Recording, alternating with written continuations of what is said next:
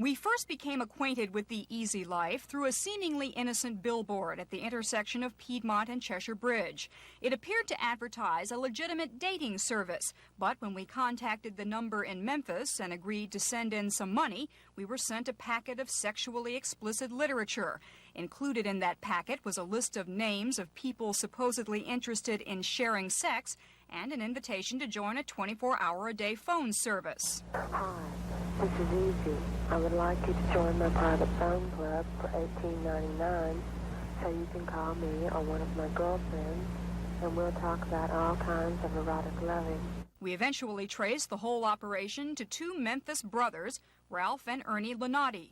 The day after our story aired, the company that rented the billboard to the Lennates whitewashed over the sign and refused to renew their contract. But even though the billboard is gone, it would appear the Easy Swing Club is still very much alive in Georgia.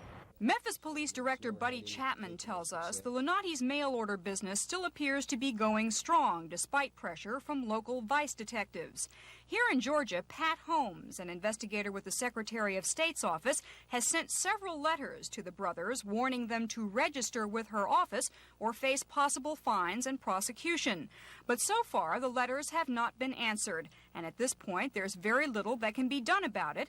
The reason? Not enough people to get the job done.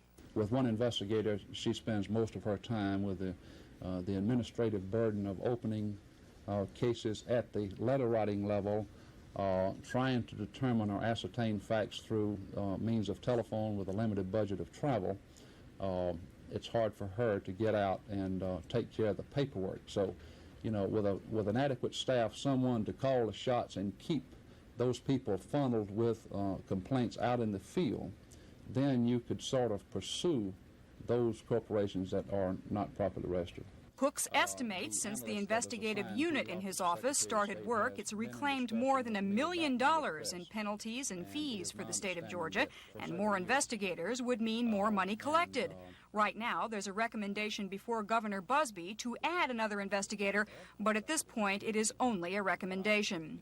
But inspectors for the U.S. Postal Service seem to be having slightly better luck doing something about the Lennates. All of our investigative work has been completed in the Memphis area and has been submitted to our law department in Washington.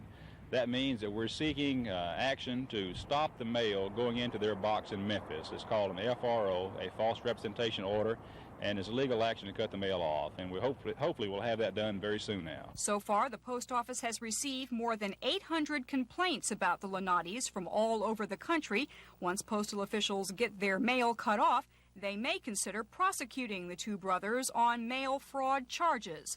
We'll let you know what happens. BeBe Emerman, Action News.